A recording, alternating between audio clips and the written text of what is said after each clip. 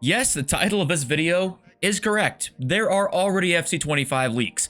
And that's how you know they fucked this year up. Because the leaks and the rumors are actually pretty substantiated in terms of where the source actually came from. So we're going to talk about it. We do have another big card design leak, which kind of points towards a record breaker promo here. Might not be called record breaker exactly, but we're going to talk about that as well here in a sec. I'm sure there's other shit I forgot about. Player of the Month nominees again for another league is out there somewhere, I think. And I will open this 1 of 3 88 plus Thunderstruck Winter Wildcards Team of the Year Icon player pick refresh today. I'll open it at the end of the video. If you guys want to stick around for that, we'll be opening that today. And also, I forgot to say, there is compensation on the way coming. Yaya Toure changed leagues. We'll talk about it. It's such a disaster. But anyway, where do we begin? Let's go back to SPCs. I don't even know what I'm doing. We got one of the worst SPCs of the year. If you guys want to buy coins, you can go to MMOXP.com. The link is in the description. Use my code JFC at checkout for a 5% discount. The Ultimate Birthday 100 upgrade. It includes 100 rare players, 40 gold, 35 silver, and 25 bronze. So you're like, okay, 100 players. What are the requirements here? There is an 84 rated squad and an 84 rated squad with a team of the week. At first glance, like, okay, 100 players makes sense for it to be expensive. It's one of the worst packs of the year,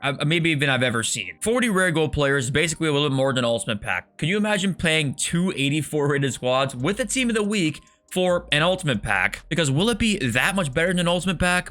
Not really. 10 more rare golds. I mean, this pack is hot garbage. That's what that is. What isn't hot garbage, though, is actually this Omni Herrit SPC. It came out and it's got Trickster Plus and Tiki Taka Plus, which is, you know, it's okay. Trickster Plus actually it helps with R1 dribbling, I think, which is really nice. 5-star skills, 5-star weak foot. Stats are pretty good. It's not anything too crazy, but the nice thing is that playstyles are nice too also, but he's super cheap. 83 rated squad with a team of the week here to complete a pretty nice card. That's a great super sub to have an 83 rated squad and a team of the week. I love that SPC. I'm glad we got one that was really cheap like that. And also tonight is the night of the first refreshed Rivals rewards of the year post new reward changes, right? So I'm in Division 2 because I just was in Division 3 from the last reset because I didn't play Div Rivals almost at all last season. I'll be getting 286 times 3 for tonight, plus like some really good tradable packs here if you guys decide to take the tradable rewards. If you take untradable, it's 486 threes untradable. Like, that is incredible rewards to take if you're trying to do an SPC. So I really am happy about the reward changes. And let me know which one I should take. Should I take the 86 3 or 286 3 tradables, or should I take 486 threes untradable? I'm not really crafting anybody right now, so I feel like I'm gonna take the tradable packs, but I don't really need a lot of coins, so I don't really know what I should do. What are you guys gonna do if you have rewards tonight as well? So now let's get to somehow, some way, FC25 news in March. We're already hearing about. I have no idea how, but let's talk about it here in a sec. At Sports Gamers On, which is a Twitter account here with, I think, yeah, 13.5k followers. I was hearing some people say that the source is pretty good for this. Exclusive sources have revealed a new feature coming to EA Sports FC25. It's an article there, and we'll click on Donk's tweet because it's just kind of a summary of what that tweet or article, sorry, was. And it's this. Let's read through it. Complete AI overhaul. So that's the feature that's kind of been leaked here. More intelligent AI players. Players adapt better to in-game flow. Pro Club's AI massively improved. Players remember past events, which I don't really even know what that means, but okay. And then making better tactical adjustments as well. Let's read through some of these tweets down here. Donk replied to some. This guy says, where have I heard this before? Oh yeah, the other 20 FIFAs beforehand. Donk says that's mainly new animations they add every year and building on the AI that's been the same base for many years. This appears to be an actual overhaul, so it should be a big change across the board. So, I mean, what is there to say about this? I guess it would be nice if that was a thing, if we got an AI overhaul, because the attacking AI is not great. But I will say that the attacking AI being not so great, a lot of that has to actually do with the fact that the auto press exists anyway, and the defensive lines are basically, there's 8 guys in the box. And if you go play old gen, the attacking AI isn't great, but it is better because there's just more space to work with and the game understands kind of what's happening a little bit better. Because right now, at the way the PS5 gameplay is, I mean, how can the AI be good? I mean, the AI is ass because there's 8 guys in the box that are marked constantly. I mean, how good can the AI be when the AI defense is as good as it is? But also here, this may have had nothing to do with EA themselves at all. This might have just been leaked by an employee randomly or whoever the sources found this information, you know. I don't know exactly where it came from, so I'm only speculating when I say this, but last year we didn't have a single shred of information really about FC24, besides the fact we would be losing the FIFA branding, which obviously is too big of news to not know way ahead of time. We didn't have any leaks really until May, I want to say, maybe the end of May, I think. And that would be, obviously, that's 2 months away. And now we're already hearing some rumors about what FC25 could have in store. And I don't know if I'm looking too much into it or reading the wrong things about this, but the fact that we even have information about this at all tells me that, like, they are ready to move on from this year, because the stigma around FC24 has been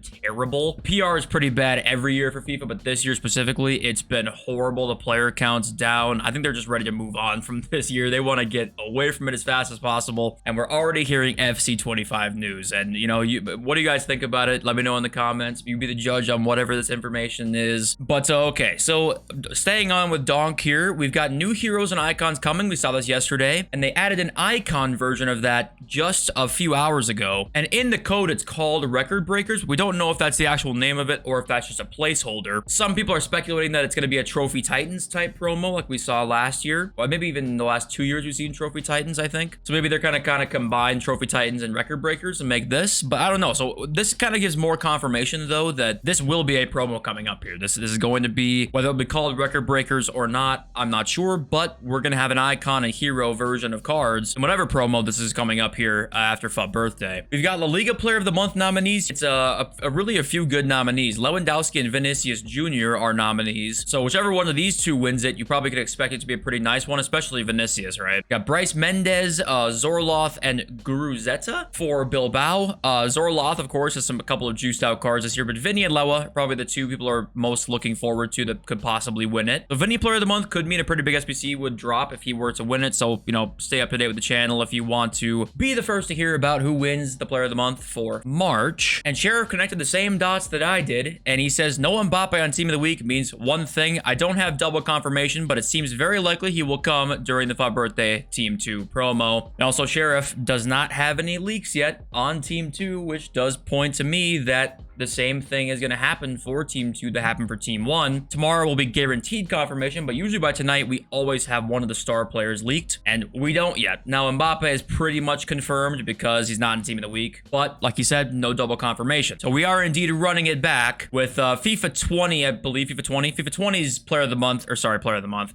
FUT Birthday Mbappe, that was the best card in the game for like 4 months, and now we're going to get pretty much the exact same thing. And if he had Quick Step and Power Shot, RIP Power Shot Plus, by the way, that would be pretty sick, except for the fact that you will never even sniff this card. In fact, you will not even come close to the guy who gets to sniff the card. You're not even close. Last SBC of this tweet here dropping today, it is Alex Grimaldo. I'm actually very excited for this one because Grimaldo's got a lot of great cards this year, and his problem's always been the weak foot and skill moves. Usually the weak foot is pretty bad on Grimaldo, but this should hopefully not have that problem. It'll be fun to see what those stats look like at content time today. Also, Rolfo got upgraded, and the card looks ridiculous, and she has another +1 upgrade to come as well. So what we talked about it on the channel, that Rolfo might be a guarantee +3 at least, and +4, pretty high chance, and basically that made her a guarantee must-do SBC. And so if you completed her, congratulations. I'm sure you have a sick card in your hands. Then we got this, which was interesting. Fantasy upgrade mistake. Yaya Toure changed from La Liga to a Premier League card. Some in-game stats incorrect on others as well. So Yaya turned into a Premier League card out of nowhere just by a pure glitch, I guess. But this has happened before, and what ends up actually happening here, at least in the past, as what has happened with Guendouzi and Shelvey a couple times this year already. This tweet from December 29th, 2023, talking about the John Joe Shelvey incident. Those who obtained the Winter Wildcards John Joe Shelvey player item through the transfer market before the league update will be sent back their Ultimate Team coins and contacted in-game in the coming days. Now, EA Sports has not tweeted, their direct account that, you know, tweets about the support stuff, has not tweeted anything about this yet, but the price on Yaya Toure's fantasy card went crazy because of the fact that people thought they were going to get basically all their coins back when they bought fantasy Yaya Toure. Right now, he's 1.9 million, and if you go down here, look at the price spike on his graph for just like an hour. 3.2 million. So people bought up Yaya Toure because what they did before with Shelby and Guendouzi is that you would get your Ultimate Team coins back and keep the player. Will that happen again now that this is a 3 million coin card and not a 10k card? You know, you be the judge on that, because right now they have actually reverted it already, but there's just no statement yet. So are they cooking something up saying, how the hell do we get out of this one? That's what I'm assuming they are doing, because they don't want to give out 3 million coins worth to probably 100 people that bought Yaya Toure's fantasy card. And if that does happen, then, you know, more coins and more gifts for the people who take advantage of EA's mistakes. You know, we've seen that plenty of times this year. Congratulations, but I'm assuming they're trying to cook up something in there and how to avoid that. But one question I've been hearing a lot about is like, what are fodder prices going to do after Div Rivals rewards? And I actually think that this will now be one of the better times to buy fodder, is going to be after Div Rivals rewards now. And I would actually expect the baseline and a lot of this stuff to kind of go down, and we are seeing it go down right now. You know, 89s have never really been this low this year, apart from the first couple weeks of the game. Same with 88s and stuff like that. I expected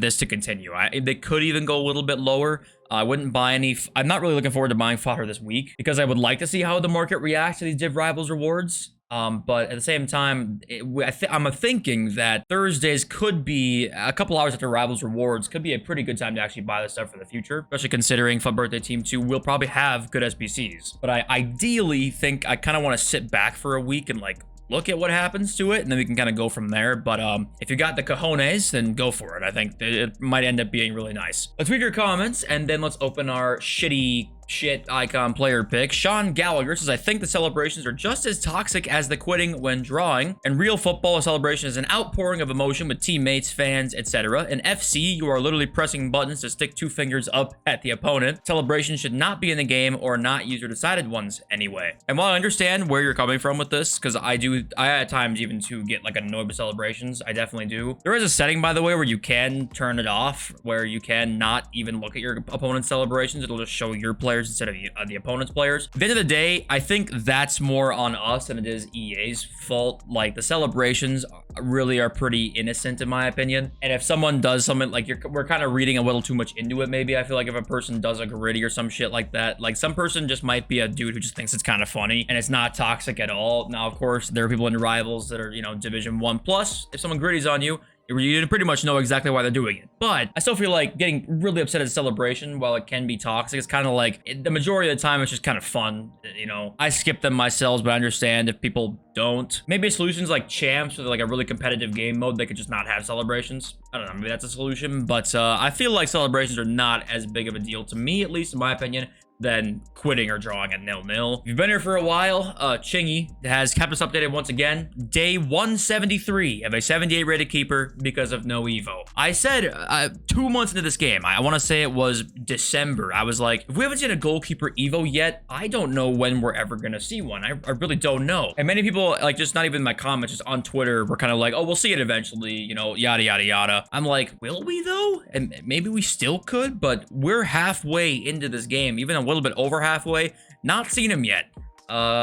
Why? I have no idea. You be the judge on that. I gotta say, this is a genius idea. Aiden Co 2426 says, I started saving daily gold upgrades 2 weeks ago, and I should have 2,560 gold commons to make player picks by Prem Tots. Hopefully worth it. That is actually a very cool idea. If you can hold on that long, which I low-key, I might start doing that. Now that you say that, that is, how many player picks can you do with that? I mean, that is an ungodly amount of player picks that you can do with just those free daily gold upgrades that you can just earn by opening the premium bronze upgrades every day and the silver upgrades every day. So that's pretty cool. Greg Barnes says, I'm there for your pack save. We do it together again. Yeah, I think I am going to start saving packs pretty soon here for Prem Tots. Even though Prem Tots, this might be the year where Prem Tots is the most unattainable it's ever been because of 3 playstyle pluses. We're going to have some of the most hyped up cards in the game because of like the name recognition, plus 3 playstyle pluses. It'll be the second team of the season, I think, with 3 playstyle pluses, because we get like the whatever the first one is, I forgot what it's called nowadays, but anyway, it's the second team of the season, and it'll be 3 playstyle pluses as my assumption. So it might be millions and millions of coins per card, and it might be just completely be unattainable, but we will see. All right, it's pick time. I once again do not encourage you guys to do this at all because it's very, very expensive, but let's give it a rip. Can we please see the Brazil flag? I haven't got a good icon pull in a while, I'm not going to lie to you. And okay, well, that's not really Great. Argentina is going to be an L no matter what. Germany, I suppose. I don't even know who could it be. I guess it could be Lothar Matthäus. What design? Is that could be Timothy or Icon, I guess, couldn't it? Okay. Okay, let's see Germany. I hope it's kind of Philip Lahm, low-key. 80 physical, 88 defending. Okay, that's Miroslav Klose, isn't it? I know this card. Yep, that is disastrous. Argentina just ripped the band-aid off now, and it is Winter Wildcard Riquelme. Please save me. And France is what? Oh God. Oh God. Oh,